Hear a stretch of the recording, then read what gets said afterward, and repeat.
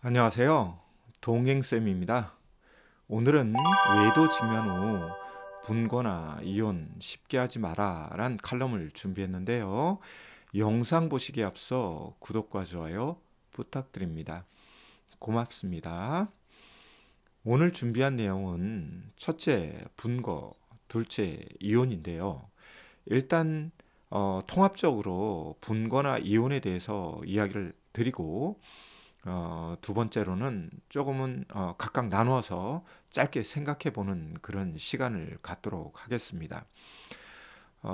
제가 외도 상담이나 부부 상담을 진행하다 보면 이제 분거한 부부들 또는 이혼한 부부들을 만나서 조정도 해드리고 중재도 해드리면서 분거 생활을 종료하거나 또는 이혼 후 재결합을 하거나 그런 경우들이 가끔 있습니다.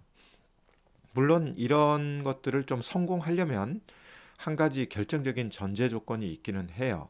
그건 뭐냐면 외도 피해자와 외도 행위자가 각각 개별 상담에 나오시거나 또는 3자 부부 상담에 임해서 중재나 조정을 받으셔야 하는 그런 부분이 있거든요.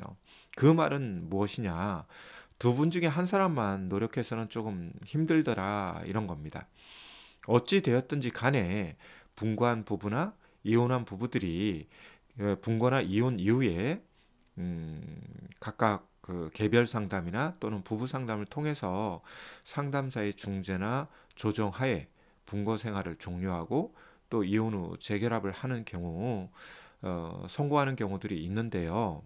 제가 뭐 이 성공에 대한 이야기를 하고 싶은 게 아니고 그 이전에 이제 분거나 이혼을 하지 않았다면 사실 이런 뭐 조정이나 중재를 받을 이유가 없지 않습니까?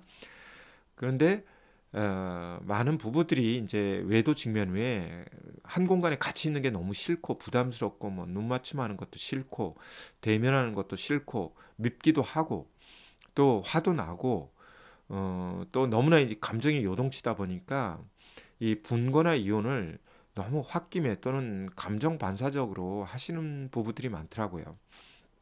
문제는 그렇게 해서라도 뭐 삶의 만족과 행복을 얻는다면 나름대로 의미가 있는데 막상 분거한 부부 또는 이혼한 부부들을 이렇게 부부 상담 또는 외도 상담을 진행해 보면 자책하거나 후회하거나 아쉬워하거나 미안해하거나 뭐 이러면서 정서적으로 분거하지 못하고 정서적으로 이혼하지 못하는 부부들도 상당히 많습니다.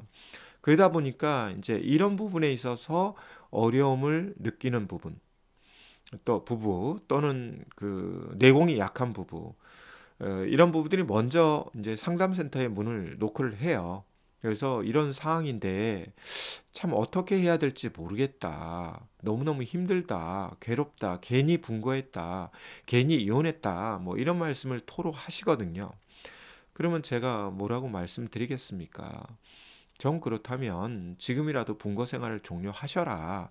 또는 이혼 후 재결합도 한번 생각해 보셔라. 물론 거기에는 전제 조건이 있습니다. 하면서 상대 배우자를 좀 설득하시고 그래서 분거를 종료하기 전에 또는 이혼 후 재결합하기 전에 부부 상담을 받으셔라. 그래서 이런 거를 이제 수용하시는 분들이 상대 배우자를 잘 설득하셔서 정말 마지막 지푸라기 잡는 심정으로 이제 부부 상담에 임하는 경우가 있거든요. 그래서 양쪽의 이야기도 들어보고 또 조정도 해드리고 조정만 해드리는 게 중요한 게 아니라 만약에 분거 생활을 종료한다거나 이혼 생활을 종료한다면 재결합한다면 그 다음에 삶의 업그레이드가 없으면 안 되거든요. 그래서 이제 그 부분을 이어지는 자연스러운 이제 부부 상담이 이어지는 거죠. 그래서 삶의 변화를 통해서 더 이상 분거하지 않는 삶, 더 이상 이혼의 위기로 빠지지 않는 삶을 만들어 드립니다. 그래서 제일 먼저 드리고 싶은 이야기가 뭐였냐면 분거나 이혼을 너무 이렇게 충동적으로 하지 말라는 겁니다. 그러면 그 다음에 있을 어떤 감정 노동이라든지 매몰 비용이 생기지 않잖아요. 그런데 많은 그 외도 부부들은 에, 쉽게 말해서 도피적 또는 회피적 그런 태도와 자세를 가지고 대책 없는 분거, 대책 없는 이혼을 하는 경우도 많더라고요. 그래서 제가 예전에 분거하려면 이렇게 하셔라 하고 몇 가지 원칙에 대한 영상도 만들어 드린 적이 있습니다. 여러분 찾아보시면 있습니다. 최근에도 제가 만들어 올린 적이 있거든요. 이제 중요한 것이 뭐냐? 어, 분거나 이혼에 대한 어떤 촉발 요인이 됐던 것들에 대해서 문제 해결을 해야 되고, 두 번째가 그로 인한 상처와 트라우마를 치료해야 되고, 이제 세 번째가 제가 말씀드린 것처럼 삶을 업그레이드 해야만이 추가적인 분거, 추가적인 이혼이 발생되지 않기 때문에 이런 부분에 대해서 이제 보완을 해야 된다는 이 세 가지 과제가 남는 거고요.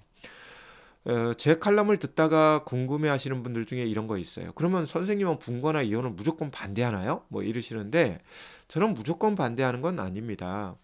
다음 같은 상황에서는 분거나 이혼을 한번 생각해 보라고 저는 말씀을 드리는데요. 첫째가 외도 직면 후 가정폭력이 있는 경우, 둘째, 외도 직면 후 삶의 변화에 대한 의지가 없는 경우, 셋째, 외도 직면 후 반복적인 외도를 계속하는 경우, 즉 행위 중독이나 관계 중독적인 모습을 보인다. 그러면 분거나 이혼을 한번 생각해 보라고 말씀을 드리는데요. 바로 이혼으로 가는 것보다는 제가 볼 때는 분거 생활을 먼저 해보는 게 좋을 것 같습니다. 왜냐하면 제가 아까 분거나 이혼 후에 이제 후회한다 그랬잖아요. 이게 왜 후회를 하게 되냐면 정서적으로 해결이 안 되기 때문에 후회하는 부분이 있고, 그 다음에 각각 그 외도 행위자나 외도 피해자의 그 자존감이 낮아서 결국은 이 어려움을 버텨내지 못하는 거예요. 그러려면 자기가 어떤 자존감을 갖고 있는지 정도는 한번 체크를 해봐야 되지 않겠습니까? 그래서 분거 생활을 통해서 그런 것들을 한번 체크해 볼 수 있는 거죠. 그래서 이런 부분에 대한 그 안전장치 또는 이런 어떤 목적 뭐 이런 것들이 있다면 저는 바로 이혼으로 가는 것보다는 분거를 해보는 것도 괜찮다. 그러나 분거나 이혼 생활이 길어지면 길어질수록 어떻게 되냐면요. 나중에 재결합을 했을 때 유리벽과 같은 그런 장애물이 존재한다는 걸 느낍니다. 그러니까 떨어져 있는 동안 생기는 그 장애물이거든요. 근데 그게 불투명한 것이 아니라 투명하게 빤히 보여요. 그러나 결코 쉽게 다가갈 수 없는 유리벽과 같은 존재가 있죠. 그래서 제가 분거나 이혼 생활은 짧을수록 좋다. 그리고 다시 합칠 경우에는 반드시 그 장애물을 제거하기 위한 부부 상담, 그리고 삶의 업그레이드를 위한 부부 상담이 필요하다. 이런 말씀을 반복적으로 드리는 것입니다. 그러나 그것보다 더 근원적으로 돌아가면 비록 외도 사건이 벌어졌다고 해서 홧김이나 충동적으로나 또는 감정적으로 분거나 이혼을 하는 것은 더 큰 후회와 좌절 그리고 상실감을 맛보게 하는 그런 또 다른 또 촉발 요인, 트리거가 된다는 말씀을 드리면서 정 분거나 이혼할 수밖에 없다 그러면 최소한 전문가들에게 물어볼 수 있는 거잖아요.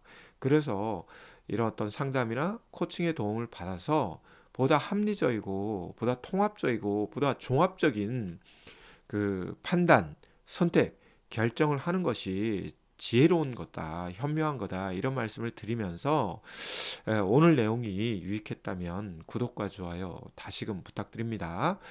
그럼 다음 시간에 만나요. 고맙습니다.